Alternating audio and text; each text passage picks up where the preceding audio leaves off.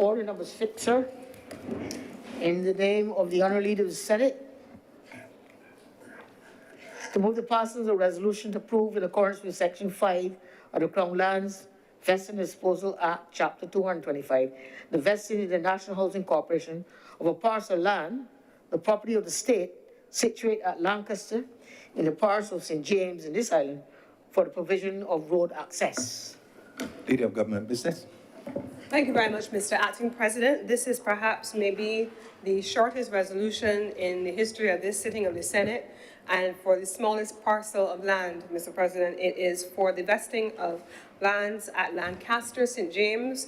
The size of the land is just no more than 1,400 square feet or 137.9 square meters. And this land is also, as was done earlier in the last resolution, to vest the lands in the National Housing Corporation, in this instance, not for the purpose of housing development, but for the purpose of road access.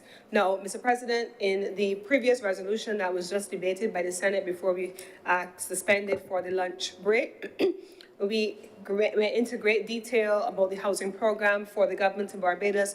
We talked about the importance of the HOPE project. We talked about the importance of the National Housing Corporation to the ambitions of the ordinary Barbadians, particularly those in the lowest income bracket. We talked earlier, Mr. President, about the number of people who are awaiting houses and about the number of areas all across the country that were being earmarked for new designs and new housing development. We talked about those lands, Mr. President, from St. Philip to St. John, and in this instance now in Lancaster in St. James. Mr. President, very recently I had the opportunity to drive up the road leading from Highway 1 onto Highway 2A, and I was able to see the evolution of the housing development there on the right-hand side as you are approaching the roundabout there just by Chafet on Highway 2A. And I think that there are many Barbadians who are as excited as I am to see the first persons moving into their homes to be able to say, this is my piece of the rock. And in this instance, Mr. President, we also have further development taking place also in the Lancaster area, and it is on this basis that this small sliver of land, which is now being carved out from the commercials lots, which are also being put up for sale in the area, that will be vested in the NHC to enable the provision of road access for the persons who are living in this area to be able to access their homes, Mr. President, that this work would be completed. Now, the only thing that I would want to add, Mr. President, to these discussions on housing is that it is important simultaneously as we speak about road access that we also understand that while building houses, the critical component of building houses and housing development is the associated infrastructure that needs to be put in. So the road access, which needs to be laid, all of the services that need to be put in, that work needs to be undertaken in parallel to the actual housing project and simultaneous to the actual housing project. And it is under the provision of these lands, Mr. President, that that road access will be made available. And so I don't know if I think that we need to spend an extraordinary amount of time presenting on this resolution. Most of what could be said has been said during the course of today. And it is on that basis, Mr. President, that I beg to move that the resolution vesting 1,400 square feet of land at Lancaster in the NHC for the purpose of road access be now passed. Thank you. The question is that this resolution now be passed. Those honourable members in favour, please say yeah. Aye. Aye. Please say aye. Aye. Those members against, please say nay. Methinks the ayes have it.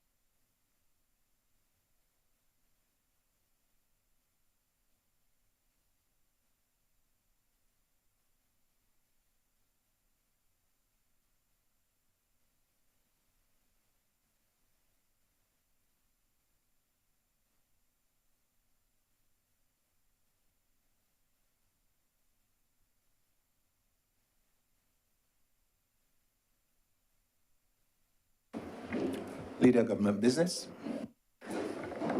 Mr. Acting President, that now brings us to the end of government's public business for the day. And with your permission, we would like to move to private business. I defer to the clerk. Thank you. Private members' business is the order of the day.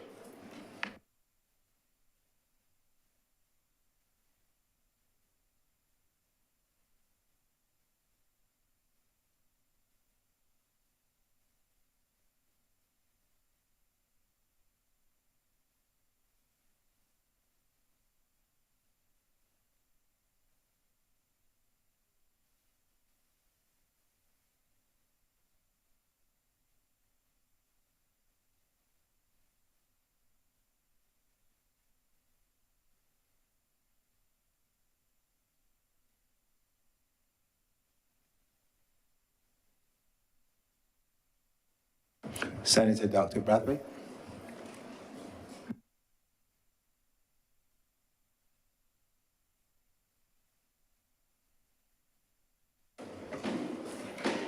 Thank you very much, Acting President. Fellow senators, the private members' resolution, which I presented to this honorable chamber on the 1st of June, which has been seconded by my colleague, Senator Dr. Maynard, was designed to bring to the attention of this honorable chamber and to Barbados society the reality that Barbados's level of food insecurity in the face of the current global threats, namely the COVID pandemic, the war between Russia and Ukraine, and the continuous challenge of climate change are, in a real sense, something which we must take very seriously and consider as an important element of our development. Mr. President, let me state at the beginning that the resolution was not designed to negate or belittle the important work being done by the Mia Mottley administration and the Minister of Agriculture, the Honourable Inda Weir, and his team to address this issue. In fact, Acting President, I am of the view that this administration is creating a platform for building a food-secure nation, and that these efforts, in my opinion, are the most significant political actions taken to address food security since the 1940s, 80 years ago. 80 years ago, when Mr. John Saint, who was then Director of Agriculture, mandated that all plantations in this country plant 12% of their land in food crops. That was during the Second World War.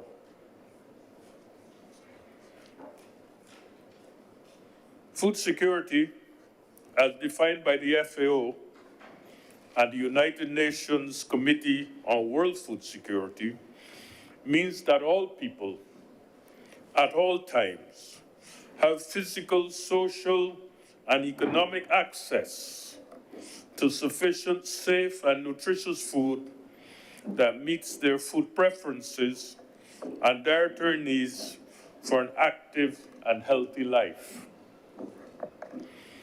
Given this definition, Mr. President, it is clear that food security is much more than increasing the production of food. Food security includes access, availability, quality, and safety. Food security is vital to the health and prosperity of any nation, and food insecurity undermines national independence and sovereignty, as a food insecure nation depends on others to feed it. That dependence limits your independence and your capacity to take decisions in your own interests rather than in the interests of those who feed you. Moving from a food insecure nation to a food secure nation, therefore, involves removing some of the shackles of colonialism and using our God-given treasures, fertile flat lands, for food production, rather than producing sugar for the colonial masters at an economic loss. Food security is not and should not be a partisan political issue, as recent evidence has shown that it is not good for our country to be at the mercy of other countries for our food or our energy supplies. And as long as we spend scarce foreign currency to buy food, we will have less money to support health care, education, and critical infrastructure products. As a matter of fact, Acting President, I believe that just as we have an energy policy going to 2030, where we have declared that we should be sufficiently supplied with sustainable energy by then, we should have a policy for our food security also, so that we have a reasonable level of security in this country, food security, by 2030. Mr. President, food security is a multidimensional topic, and therefore we must engage the entire population and the entire society in what is a transformation and integrated approach if our efforts to improve security, food security, are going to be successful. A plan for food security, therefore, must have short, medium, and long-term goals. A multi-sectoral, multi-dimension approach that include nutrition, health, education, tourism, and manufacturing. A plan for food security must have an appropriate budget. A plan for food security must have target dates for the achievement of its objectives. A plan for food security must involve the people, the farmers, the youth, the private sector, the church, and all levels of society. A plan for food security must resolve the risks and challenges of food production and take into consideration how we treat with limited water supplies, land, predial larceny, and the ravages of our monkey population. A recent report prepared by the CARICOM Secretariat and the World Food Programme indicates an increasing level of food insecurity in the Caribbean region. An estimated 2.8 million people, or nearly 40% of the population of the English-speaking Caribbean, is said to be food insecure. Quoting from that report, severe food insecurity continues to increase in the region, with the current figure of 72% higher than when compared to April 2020.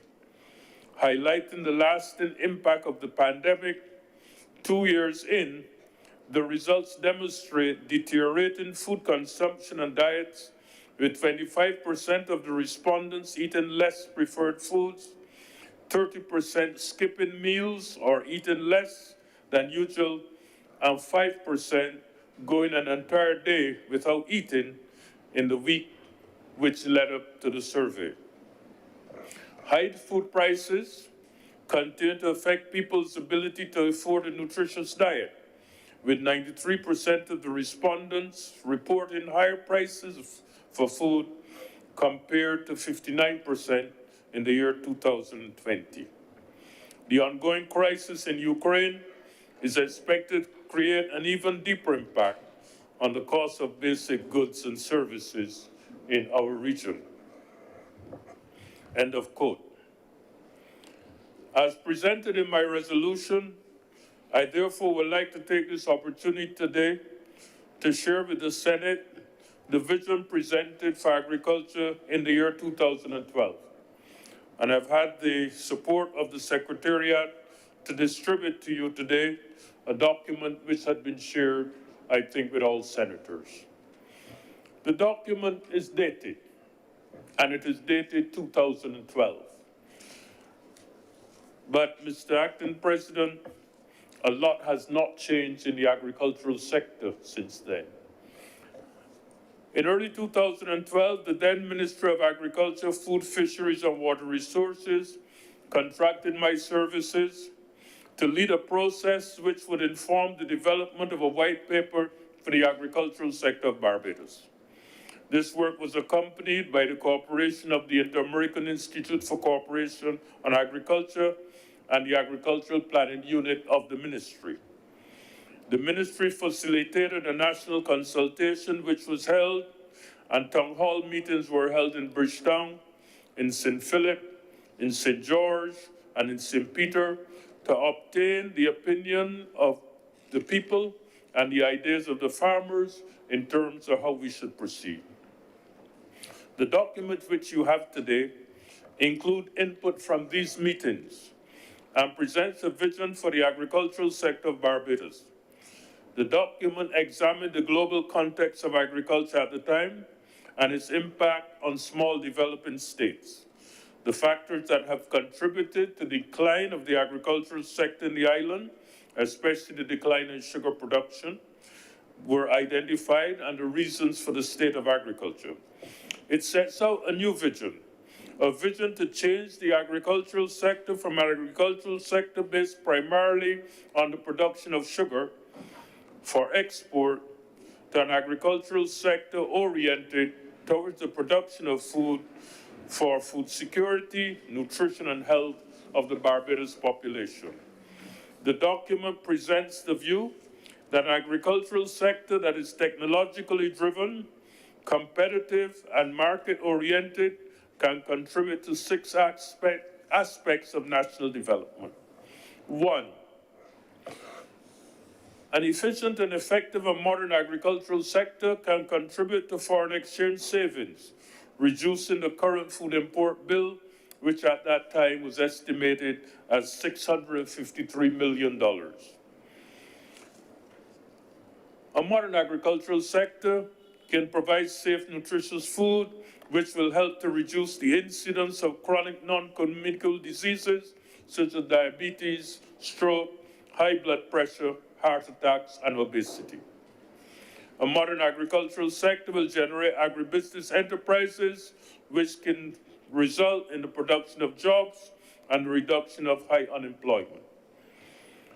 A vibrant agricultural sector will reduce food prices by producing food closer to the market, thus reducing transport costs, energy consumption, and imported inflation caused by high food prices in international markets. A vibrant agricultural sector will support the local economy by indicating that money spent on food production in Barbados generates wealth in Barbados. Money spent on foreign food generates wealth in other countries. In other words, instead of supporting local farmers, we support farmers in distant lands. And a modern agricultural sector will help to preserve the beauty and the aesthetic appeal of our country, as preservation of the beauty and aesthetic appeal of our economy and country is important for the health of the nation and the maintenance of our tourism industry. The sector also contributes to maintaining the biodiversity, reduce the erosion of soils, restore the fertility of our soils, thus reducing the need for expensive fertilizers and ensuring the preservation of our environment and our heritage. The proposal presented a national food plan to improve the food security of the nation and to provide healthy, nutritious food for Barbados. The proposal presents the view that a modern Ministry of Food and Nutrition Security that is focused on feeding the nation, which coordinates food imports, food production, food safety, food quality, and food security is a necessity. We felt very strongly when we presented this proposal that food importation and food production should be controlled by the same ministry, and not food importation controlled by one ministry and food production controlled by another ministry, because in that way we could support the view that we should not import foods that are available locally when they are produced by local farmers. We've had the case of onions being available in Barbados and onions being imported into Barbados. I'm sure there are persons here who are aware of those challenges. The proposal also recognized the establishment and the need for market information system, farmer training, strengthening farmers' organization, investment in new technology, establishment of a wholesale market for farmers, and promoting the production and consumption of more local foods, which can contribute to the modernization of the sector. We felt that the ministry must also continue to work with international and regional partners and technical cooperation agencies in supporting a strategic plan for food. It was felt that the proposal will contribute to an improvement of the quality of life of Barbadian people through the production of healthy food and products to make Barbadian agriculture an important contributor to the diversification of the economy. The implementation of the proposal will reverse the decline in the current agricultural systems, preserve the environment as we seek to establish a green economy, improve farmers' incomes, facilitate synergistic linkages with tourism, health, manufacturing, generate jobs, and preserve and improve the social stability of the Barbadian society. Mr. Acting President, the vision recognized the following as critical. We recognize that agriculture is much more than primary production, that an improved level of food security is fundamental to the growth and diversification of Barbados' economy, that linkage of the sector to health, nutrition, tourism, and manufacturing, if emphasized and developed, can redound to the benefit of the society and the people, that the sector is a prerequisite for poverty alleviation and a reduction in the cost of food and reducing the high food import bill, that the production of food locally will contribute to employment creation and the creation of business enterprises, and preservation of the agricultural sector is in the long-term strategic interest of the Barbados society. We therefore propose a food and nutrition plan that had 6 components: increased production and consumption of fresh fruits and vegetables, increased production and consumption of root crops, the development of a Barbados black belly sheep industry, the production of cassava for human consumption and as an input for animal feed to reduce the import of corn and other grains that are used in feed production, increased production and consumption of fish, and agro-processing and agribusiness. The food and nutrition plan will be implemented by providing farmers with land, technology, market information, infrastructure and incentives, and various other inputs necessary for increased production. The plan will not be successful unless there is coordination of actions with the Ministry of Health, Ministry of Education, the Ministry of Finance, the Ministry of Commerce, the private sector, and farmers. The policies and political will to bring about change in the food and agricultural sector is critical for the implementation of the plan. We felt there should be attainable goals, an implementation strategy, a monitoring evaluation system, and a reporting mechanism to the country, to the cabinet on the implementation of the plan. We felt that the plan must have appropriate levels of financial resources, and we were concerned that looking at the budget, at that time, only 1.5% of the budget was allocated to the agricultural sector. This is in contrast to the numbers which are seen around the world, where between 5 to 10% of the budgets in most other countries are allocated to agriculture. But generally in the Caribbean, the allocation to agriculture from the national budget is very low in comparison to other countries. The plan must be product-focused and consumer-driven and must ensure effective linkage between farmers and the market. The plan should be endorsed by the Cabinet. The plan for each commodity must have short-term, medium-term, and long-term strategic goals. And the food plan must recognize that Barbados will not become self-sufficient in all areas and in all food supply, but that we can do much better than we're doing. In fact, a bold objective of the plan was to reduce the food import bill by 10% every year for the next 5 years, starting with 2012, so that by 2017, we had predicted that we could reduce the food import bill by 50%.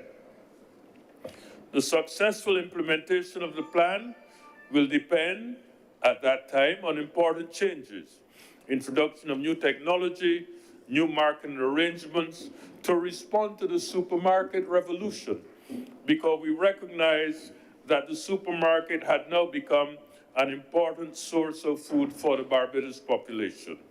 To respond to the supermarket revolution, there was need for standards, quality, and reliability of supply. Improvement in technical and managerial capacity of farmers was identified. New consumer thinking that values fresh, locally produced food. New investment in food processing, food storage, greenhouse technology, and packing facilities. A permanent mechanism for cooperation between the private sector and farmers, the university and the trade unions. A national market information system. Implementation of agricultural health and food safety legislation. Establishment of a Ministry of Food and Nutrition Security. The ministry at that time was considered a Ministry of Agriculture. I congratulate the government on refocusing the ministry to give food and nutrition security emphasis. Increase investment capital from both the public and private sector. We proposed at that time an agro-tourism council to facilitate better linkages between agriculture and tourism, so that the tourism sector could be assured of quality and reliability of local production, and that quality and reliability are critical factors in the tourist industry. And unless we attack these challenges, we will not be able to make agriculture attractive to the tourism industry. Establishment of a Food and Nutrition Council to promote more nutritious food, especially in government institutions, in the prisons, in the school meal program, in the hospital, and other institutions. There was need, in our view, for a Food and Nutritional Council that would coordinate the movement of food from farmers to these institutions, ensuring reliability and quality. We also saw the need for an agribusiness development unit within the Ministry of Agriculture. We wanted to ensure engagement of the commercial banking sector and the credit union movement to make financial resources available to farmers and other sector workers by reducing the cost of credit. You see, Acting President, the area of financing of agriculture is special. Agriculture is special in its financing because many times you cannot place a consistent return on investment up front. If you plant coconut or mango trees that are going to take 3 years to mature and produce a product, you require special financing. You cannot sign up to a loan agreement that says you have to pay every month when the tree is going to mature in 3 years. And therefore, agriculture requires special financing because of the nature of the sector. the risk involved in the sector. And the sector requires agricultural insurance. So the farmer can be assured when there's a hurricane or when there's a flood that his investment is protected. We felt that we must modernize the fisheries sector and that we must seek to spend more research and investment in understanding the fisheries sector. I remember we complained some time ago about the flying fish going to Trinidad or going to Tobago. But have we studied why? Have we studied how to maintain them in our jurisdiction? What are the conditions that are required? And how do we ensure that we harvest more from the sea? We need to studies in marine biology. This is where our university becomes important, so that we can understand the behavior of the fish. We can understand the behavior of the CA, and we can ensure that we have constant supply of these important commodities. We felt that we should involve and review our trade policies that affect negatively on production, that allows cheap imported products to undermine local production. This is an issue that requires serious consideration. If you are going to develop an effective agricultural sector, you cannot allow cheap imported products to undermine your production.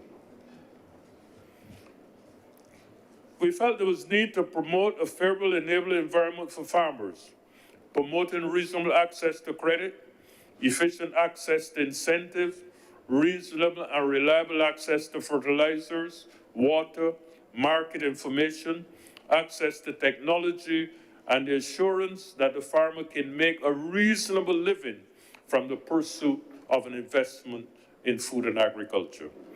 We saw the need for the development of a farmers training center and a model farm for cooperation in cooperation with the University of West Indies at Cave Hill.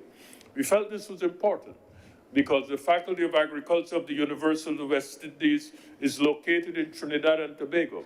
And while it is true that persons have gone from Barbados to train at the University of West Indies in Trinidad, we felt there should be a school of agriculture in Barbados that trains middle-level functionaries that can contribute to the agricultural sector. We felt it was important to engage the society in a process of dialogue for change, taking Barbados into the 21st century as a country with a balanced development agenda, in which the food and agricultural sector contributes to economic development, health and nutrition of the nation, and the preservation of the environment. Fundamentally, Acting President, that's some of the elements of the document which I've presented to the Senate today. There's much more that is there. Agritourism linkages, the importance of developing an agricultural development bank, it is all defined in that particular document. But I think, Mr. Vice President, or Acting President, the Senate should take note of some of the international dimensions in the national dialogue that is taking place around the world. On the 19th of May 2022, the Secretary General of the UN, Mr. Antonio Guterres, said armed conflict creates hunger, as fighting destroys farms and factories, drives people away from harvest, causes shortages, and drives up prices. Today, the impact of conflict is amplified by the climate crisis and economic insecurity compounded by the pandemic. And so we see the war in Ukraine. We see the situation between Russia and Ukraine. And we believe that once the ports are open, food supplies will continue to flow. But, Mr. Acting President, lands have been destroyed. Farmers have been destroyed. And therefore, the possibility that we will return in the short term to a business as usual situation is not a reality. Today, the Executive Director of the World Food Programme said, when the Nobel Prize was given to his agency, it was a clear message that food security is critical to peace and stability around the globe. What we are seeing now is an extraordinary destruction of the values we hold dear of feeding the poor and helping the needy around the world, end of quote. He warned that while food prices are #1 problem in 2022, there will be a food availability problem in 2023. The Director General of the Food and Agriculture Organization has said that worldwide prosperity is being reversed, emphasizing the need to prevent the acceleration of acute food insecurity trends in coming months and years. He urged expansion of food production at a country level. Here in Barbados, the consumption of good, healthy food will help to curb the tsunami of chronic non-communicable diseases. It may be more prudent to spend more money producing good, healthy food than spending money on the hospital, if in fact it can be shown that good, healthy food will reduce the incidence of diseases which are taking up a significant part of our health budget. The recently held meeting in the Cooperative Republic of Guyana on investment needs for modern agricultural sector was timely, and the government should be complimented for the positive steps that have been taken to address food security in this nation, especially in the promotion of linkages with Guyana and Suriname. But it must be clear, Acting President, that we must be careful not to import products cheaply that will undermine the same products that we're trying to promote locally. There's need for policy decision in that area. Import substitution in agriculture should be a priority for all countries. According to a recent Forbes article, it could reduce the 400,000 tons of wheat which we import into this region if we produce cassava and other root crops.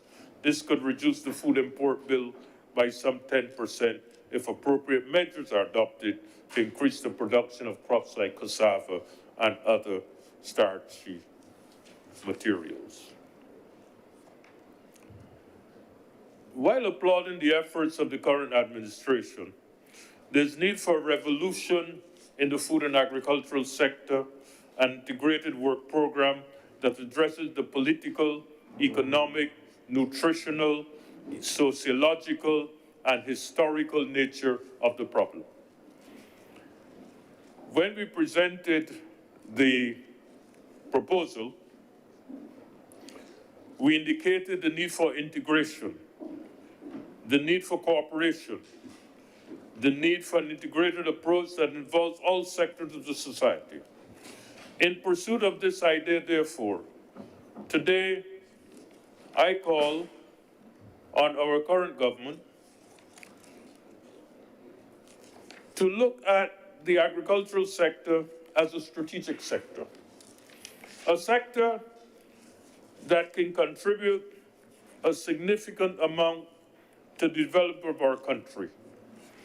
Sometimes, Acting President, we fail to remember that in 1957, this country produced 200,000 tons of sugar and was considered a jewel in the British Empire. Being a jewel in the British Empire was not based in our reserves of gold. It was not based on our reserves of oil. It was based on the fact that this country, this little country, 166 square miles, was producing for the British economy 200,000 tons of sugar. Today, we produce 10,000. I don't know, the figure is probably less in 2022. And therefore, it is our lands, our fertile lands, our flat lands that we're seen as being a jewel. Today, we must retake that vision and use our lands again to be the source of wealth of our country. We cannot allow our lands to be covered in River Tamburn and Cowich while we import cheap food from elsewhere. It is not good for economic development. I therefore call on the government to reposition the agricultural sector and recognize farmers as important contributors to our economic development, and decree that all idle land be used to produce food. That we should strengthen the Ministry of Agriculture, Food and Nutrition Security by providing appropriate human resources and financial resources needed for the implementation of plans and programs. We should allocate more resources to the sector, especially for investment in new technologies and market information systems. We should invest in agro-processing. Let us produce breadfruit flour. Let us focus on processing our fruits and vegetables. Let us produce juices from Barbados cherry and from the things that we know and grow. The Barbados cherry has 100 times more vitamin C than the average orange. Let us concentrate and let us promote our local products. Let us focus our research and development efforts on agricultural technology for the production and processing of locally produced food. Let us promote a change in the consumption pattern of our people from a focus on imported food to a focus on consumption of local food by promoting nutrition education and the implementation of appropriate policy measures. Let us review the policies on importation of food items and promote incentive to produce locally produced food. Acting President, I live in a country once where it was against the law to import any product that was available locally. It was considered a crime, punishable by law, if anyone imported a product that was available, that was produced locally. We need to develop a regional agricultural information system that would inform on the availability of food supplies in various countries of the region and strengthen and promote facilities for regional trade, creating an enabling environment for new industry. And we should look at the possibility of developing for payment for regional food trade in local currency and a system of agricultural insurance. I therefore call on the Ministry of Agriculture, Food and Nutrition Security to review our land use policy. Barbados has a limited amount of land, only 106,000 acres. And therefore, it is critical that we review our land use policy to ensure that we have land for housing, that we have land for recreation, that we have land for sports, that we have land for all the things that are necessary. But most importantly, that reserve a certain amount of our land for food production. I call on the Ministry of Education, Technological and Vocational Training to develop individuals with skills and knowledge and competencies to engage in production and processing of food, to develop the understanding and appreciation of careers in agriculture, to train teachers of agriculture and food sciences so that they can promote agriculture as a career among the youth, to create the ethos which generate a better understanding of the food and agricultural sector and its significance for national development, and to make agriculture and food security a compulsory subject on the curriculum. I call on the Ministry of Tourism and International Transport to promote linkages between agriculture and tourism so that tourists can consume more locally produced food. I call on the private sector to promote private sector, public sector partnership, and the private sector to invest more in the production of local food, using their communication and marketing mechanism to promote the distribution and marketing of local products. I call on the University of the West Indies to underscore the importance of research and innovation for agricultural development, undertake basic and applied research to address current and future challenges of the Barbados farming community, and provide management options for agriculture and agribusiness enterprises. I call on the university to generate appropriate technologies to support sustainable growth of agricultural production. I call on the university to develop innovative extension strategies and formulate effective mechanisms for the transfer of technology to institutions and farmers to enhance their production and to generate competitiveness. I also call on the university to protect our biodiversity and preserve the agro-ecosystems of Barbados and document traditional knowledge and technologies. I call on farmers to use technology to produce good quality products at reasonable prices and to manage their farms as a business enterprise. I call on all Barbadians, as citizens and consumers, to join the journey to national food security by buying more locally produced food items, thus supporting our farmers, developing community gardens and backyard gardens for food production, avoiding the consumption of processed foods and ready-to-serve meals that are rich in trans fats, saturated fats, salt, and sugars. And finally, I call on the press.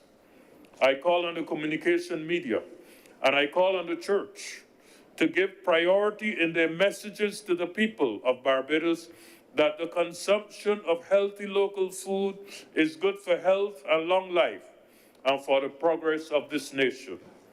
Mr. Acting President, Senate, we ask to recognize that these are not ordinary times.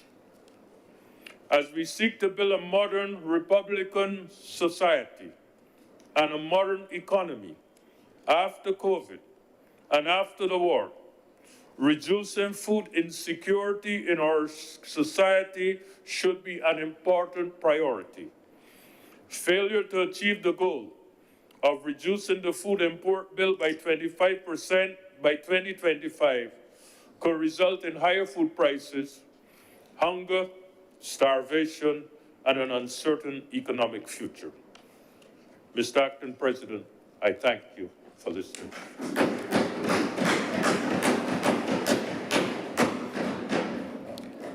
Thank you very much, Senator Dr.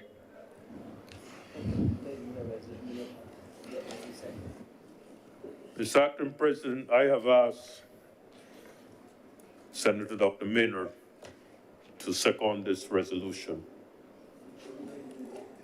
I ask that this be moved and considered at this time. Senator Maynard.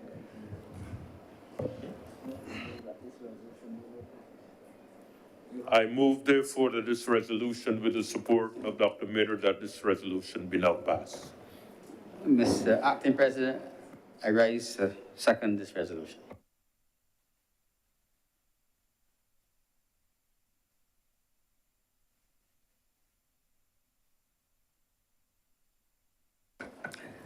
Thank you, Mr. Acting President. I beg to move that further consideration of this item be postponed and that we revert to public business. The question is,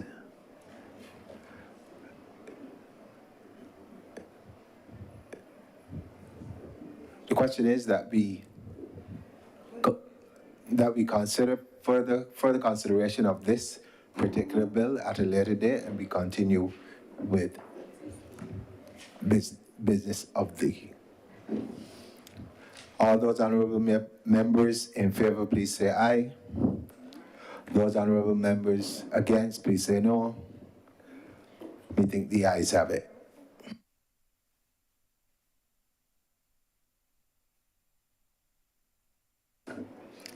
Be committed to public business, sir.